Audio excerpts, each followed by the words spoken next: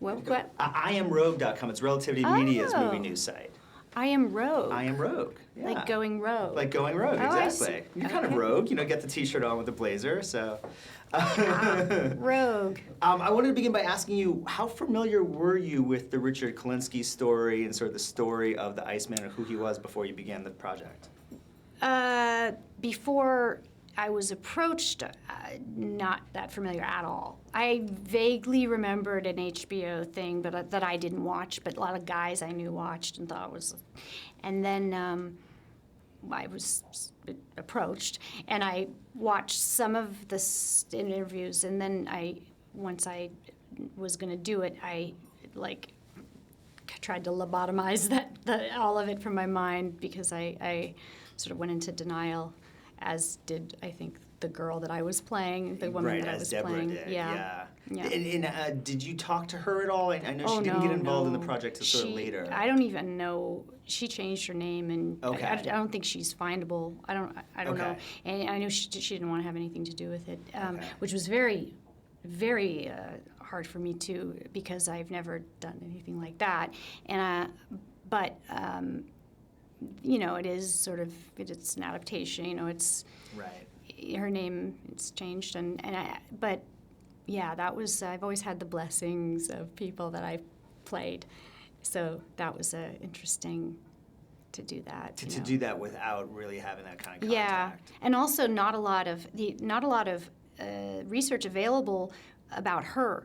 There was anything I wanted to research, I would have to listen to him talk about killing all these people and then say a little snippet about, so right. I just couldn't do that. It would have affected the way I played it. I do think she was aware of a lot more than she let on. You do? I do. Okay. I do. I don't think you played it that way. I think she was just in denial, and in such a deep way. But I think she liked her life. She liked the money.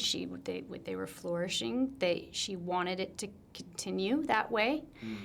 She didn't, and for her to confront that, to really acknowledge, that would mean that she was responsible. And right. and I think she was also someone who cared a lot about what people thought, and that whole presence, the way that she presented herself.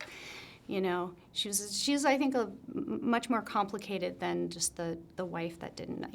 Right. And I tried to infuse that as much as I could, but it's really Michael's movie. Sure. Well, and Michael, yeah. You're fantastic in the scenes with Michael. He's fantastic. Can you talk a little bit about working opposite him in those scenes?